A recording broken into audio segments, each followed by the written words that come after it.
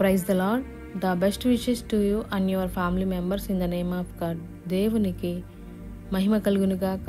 దేవుని నామం పేరిట మీకును మీ కుటుంబ సభ్యులందరికీ శుభాభివందనములు. Today God promise. ఈరోజు దేవుని వాగ్దానము.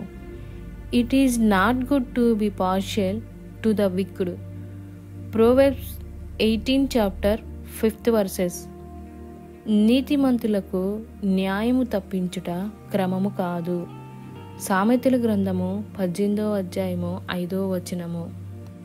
ప్రియమైన సహోదరి సహోదరులారా, ఈరోజు ఈ వాగ్దానం ద్వారా దేవుడు మనతో చెప్తున్న మాట ఏమిటంటే, స్వతహాగా చిన్ననాటి నుండి మనమందరము కూడా అబద్ధం ఆడేవాళ్ళం. చిన్న చిన్న విషయాల్లోనే అబద్ధం ఆడుతుంటాం. హోంవర్క్ విషయంలో కానీ ఇలా చిన్న చిన్న విషయాల్లోనే అబద్ధం ఆడుతూ ఉంటాం. అలా అబద్ధాన్ని మనము చెప్పుకోవటం అలవాటైపోయింది. తల్లిదండ్రులు ఎంతగానో మనము మంచిగా చదువుకుంటామని మన మీద నమ్మకంతో ఉంటారు. కానీ ఇలా అబద్ధాలు చెప్పి మనం వాళ్ళని మోసగించినప్పుడు, వాళ్ళు ఆ ఆలోచనలు తెలుసుకున్నప్పుడు వారి గుండెల్లో ఎంతో బాధ మొదలవుతుంది. ఆ బాధలో వాళ్ళు చాలా కుమిలిపోతారు. వాళ్ళ భవిష్యత్తు ఏమవుతుందో అన్న భయము వారిని వెంటాడుతూ ఉంటుంది. కాబట్టి మనము చదువుకునే సమయాల్లో ధ్యాస పెట్టి చదువుకోవాలి, కానీ అబద్ధం ఆడకూడదు.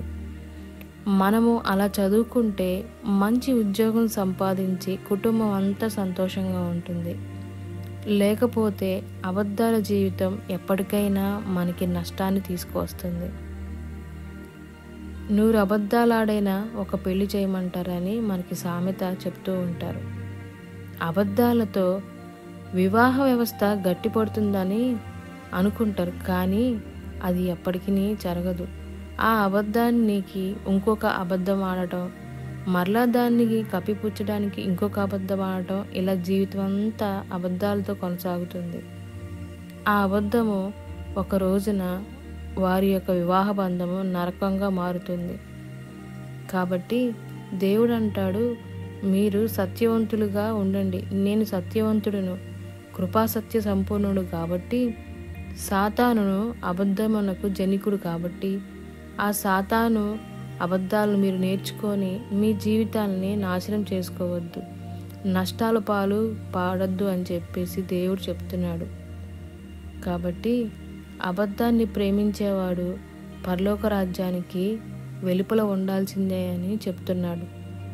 ఈ విధముగా అబద్ధం ఆడటం మానేసి మనమందరము సత్య మార్గంలో నడవటానికి ప్రయత్నం చేయాలి.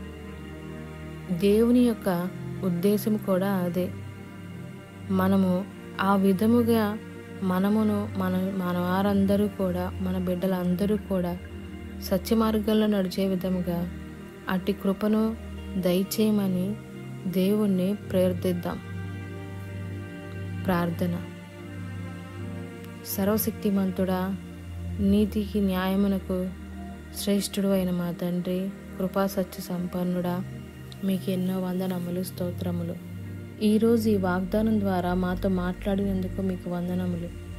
దేవా, ఈ వాక్యము మా అందరి జీవితంలో నిలిచి మేము సత్య మార్గంలో నడవటానికి అట్టి కృపను, అట్టి సహాయమును మా హృదయాల్లో, మా మనసులు, తలంపుల, ఆలోచనలు, క్రియల్లో ఉండునట్లు ప్రతి ఒక్కరికి నీ సహాయము దయచేయమని నజరేయుడైన యేసుక్రీస్తు అతి పరిశుద్ధ నామమున అడిగి వేడుకొని పొందుకొని ఉన్నాము తండ్రి. ఆమెన్.